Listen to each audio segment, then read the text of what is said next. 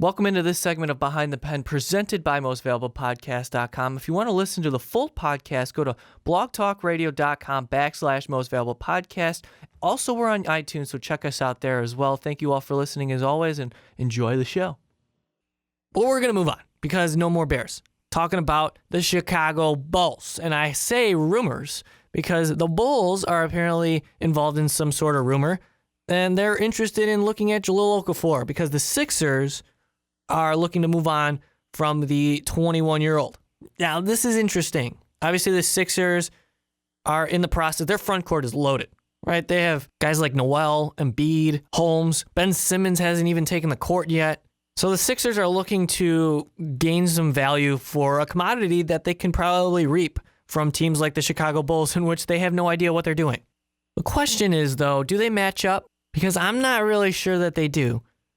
But first, let's talk about Okafor and his value. Obviously, a big man, center, doesn't play defense. He's slow, can't shoot, works hard in the paint, does well on the block, can get you some rebounds. And, you know, if you look at the Bulls situation, Robin Lopez, Jahlil Okafor, Cristiano Felicio, your three big men, how does that sound? I mean, obviously, Robin Lopez isn't going to be here forever. But for now, how are you going to split up those minutes? And what is it going to take to acquire him? You know, with the 76ers, what are they looking for? Backcourt help? What do the Bulls have to help you? Nothing.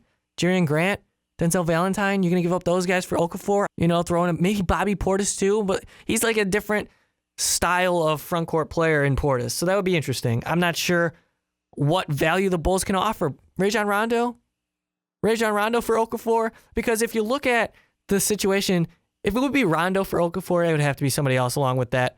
Because why would the Sixers just take Rondo? But in that situation, it would be the Sixers thinking that they're a legitimate playoff threat, right? Because they wouldn't just go out and get a veteran unless they want him to develop the young players and teach. Because Rondo has proven here in Chicago that he's willing to work with young players, and they kind of gravitate towards him. So that's something of note. Also, before really diving into this Okafor conversation, which I may have already started, the Bulls currently 25-25 in the East, 7th seeded right now, coming off 2 wins here on Friday, February 3rd, scoring over 120 points in each, beating the Thunder, beating the Sixers. And boy, I don't know what this Bulls team is, guys. They're so over. Like, if I had to bet in Vegas, what would I say about the Chicago Bulls? I couldn't commit.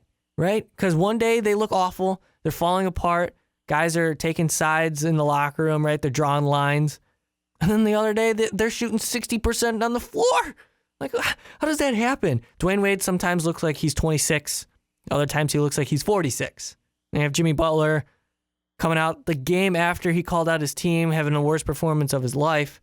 And then he responds with one of a really efficient performance. We know Jimmy Butler. We know the type of player that he is. So we're not going to have that conversation. He's really good. But what is this Bulls team? I'll tell you what. 7th seed versus the Raptors. That could be an interesting series, ladies and gentlemen. That could be. But we all know where this is going. Taj Gibson's going to walk after this season. Bulls definitely don't have the money to re-sign him. So, are they going to commit to a big man like Jahlil Okafor? It would be interesting. People should take solace in the fact that, a young center with control, well, the Bulls would have to sign him, but you assume they would if, they trade for him. They'll have one more season of Okafor before he's a free agent. So that wouldn't make sense if they traded for him for just a year and then let him walk. But it is the Bulls. You never know what they're thinking, so we'll see what happens there. But Okafor, the value that you have in him, I could compare him to maybe a Paul Gasol who can't shoot. I don't know. Somebody could say that I'm wrong, but that's really what I see. And the Sixers were never really high in him. Career, he's averaging 15.1 points per game this season, averaging 11.4. Not too bad. His numbers are down really because he's not getting as much minutes as really you would assume a guy like Okafor would, only averaging 23 per game, especially because this crowded front court. That's what it is. So I would honestly be okay with it. I don't know what they would give up for Okafor. It would have to be a young player, maybe like Valentine. I think they like Zipser, so he'll probably stay, right? Or will he? Bobby Portis, Jerian Grant, McDermott, Mirotic, those guys are on the table. And I wouldn't want to see McDermott go. How much value do you see in McDermott? Because I think he could be something. I mean, he doesn't. Oh, man. See what I'm saying? See what I'm saying with the Chicago Bulls team? With the way the roster's set up now and the direction that they have, which is nowhere, I would have to consider them or call them a heterogeneous mixture of guys. Guys that are together, but physically separate, right? Because what is this? What do you have? What do you have here? Where's the value? It's Jimmy Butler. It's Dwayne Wade. But what else? There's guys all over the court just floating around. Mirotic I'm just about done with him. I say this a lot. Just about done with him.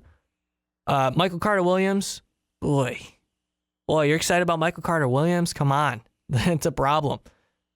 So, I mean, we're always going back to this conversation of you gotta start over, right? You gotta commit to rebuilding. And I guess acquiring a guy like Okafor would be a step in that direction. I would say that I'm for the Okafor trade, but only on the premise that there's really nothing else going for the Bulls and that he's a young center that maybe they can build around. Maybe he could, with more experience on the floor, can develop his game into something because he's still really young, right? He's entering his first contract season, however, so he's going to cost some, especially today's market. So you're going to be committing a lot of money to that. Gibson's going to be off the books, though. I mean, Butler's going to be on the books for another 3 years, 2 after this season, I believe, or 3 after this season. He signed a 5-year deal, whatever it is. Wade, he already said he might not come back. You never know. And then Rondo, this is probably a year rental. He might not even be gone by the end of this season, before the end of this season. Nobody knows with this Bulls team anymore. Guys are looking at Paul Zipser as a player who puts forth valuable minutes for this team. So Okafor adding to the mix, right?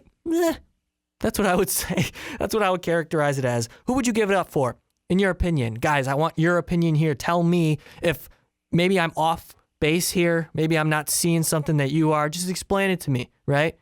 Just explain it to me and tell me who you think on this roster would be enough to get the deal done and you're okay with seeing part with the Chicago Bulls. I'm interested to see your opinions. So let me know down below in the comments. Drop a like if you could. It really helps out the channel. Right now, Okafor, after this season, has a club option of almost $5 million, and then he'll be a restricted free agent. So the Bulls will likely pick that up, maybe even sign him to an extension. This is all hypothetical.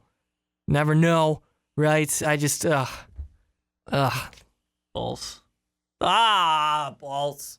That's going to do it. I'm going to cut this podcast short today. I'm not going to keep you here all day. I just wanted to throw out a couple subjects to you and get your thoughts, because there are two very pressing ones with a lot of, I guess, power to them, because it could be franchise-changing moves for both teams that I talked about today. The Bears interested in Jimmy Garoppolo.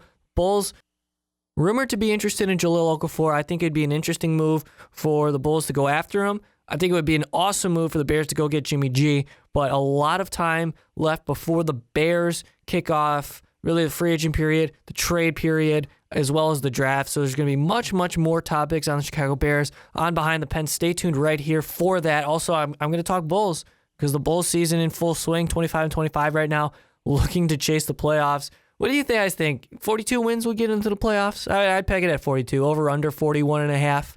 So I'd go with that. I would go with that. Anyway, guys, thank you so much for listening to this episode of Behind the Pen. I know it's short. Next week will not be as short. Well, I hope it won't be. Otherwise, my name is Mike Rankin. This is mostvaluablepodcast.com, where we have tons of sports conversation for you, also entertainment as well. Go to blogtalkradio.com/mostvaluablepodcast to check out everything that we have to offer. Really appreciate you guys listening. Thank you all on YouTube listening to this segment. And as always, guys, we will see you all next time. Thank you guys for sticking around for this segment of Behind the Pen. If you want more Most Valuable Podcast content, click on the video up above, because I don't know why you wouldn't want to keep listening to our voices every day. But again, guys, thank you all for listening. We really do appreciate you.